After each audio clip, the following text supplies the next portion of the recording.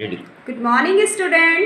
Class 5 विषय सामाजिक अध्ययन गौरवशाली पाठ 4 1857 के पश्चात नई चुनौतियां भारत के सामने बहुत सारी थी। जैसा कि हमने पिछले कुछ दिनों में बताया था कि जब हमारा जो ईस्ट इंडिया कंपनी से जो शासन था वो सीधा ब्रिटिश सरकार के अधीन हो गया था और महारानी विक्टोरिया ने बहुत सारी घोषणाएं की थी, जिसमें प्रमुख थी कि जो राजा हैं उनके जो क्षेत्र हैं वो अपने सुरक्षित रहेंगे, उन्हें अंग्रेजी राज्य में नहीं मिलाया जाएगा और जो हमारे रीति रिवाज हैं उनका सम्मान किया जाएगा। इस प्रकार बहुत सारे उन्होंने घोषणाएं की थी। उसके पश्चात 1857 के पश्चात बहुत सारी नीतियों में भी उन्होंने परिवर्तन किया था, जैसे फूट डालने की नीति अपनाई थी। साथ ही साथ उन्होंने जो शस्त्राग्रह होते थे अंग्रेजों के, उनसे भारतीय सेनाओं को दूर रखा था और ज़्यादा से ज़्यादा कोशिश की थी कि यूनानी जो सैनिक थे वो अपनी सेना में भर्ती करें और उन्हें एक जैसा वेतन भी नहीं दिया जाता था।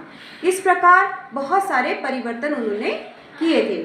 यहाँ तक कि उन्होंने अंग्रेजों ने शिक्षा की नीति में भी परिवर्तन किया था। लॉर्ड मेकाले ने एक ऐसी नीति बनाई थी जिसमें देखने में शकल सूरत तो बिल्कुल भारतीय हो, लेकिन वो विचारों से, भाषा से और बुद्धि से वो अंग्रेज हैं।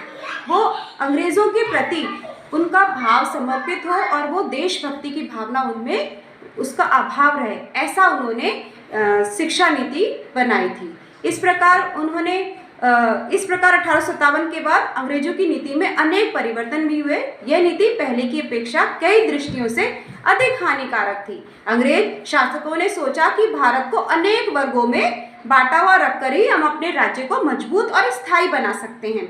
इसीलिए अंग्रेज सरकार ने राजाओं को और जमींदारों का समर्थन करना शुरू कर दिया। परंतु इस बीच में भारतीय समाज में भी अनेक परिवर्तन हुए।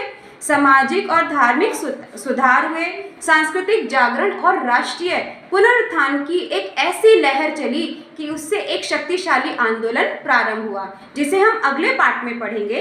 इस जागरण के साथ ही देश की स्वतंत्रता के लिए संघर्ष का एक नया युग प्रारंभ हो गया था।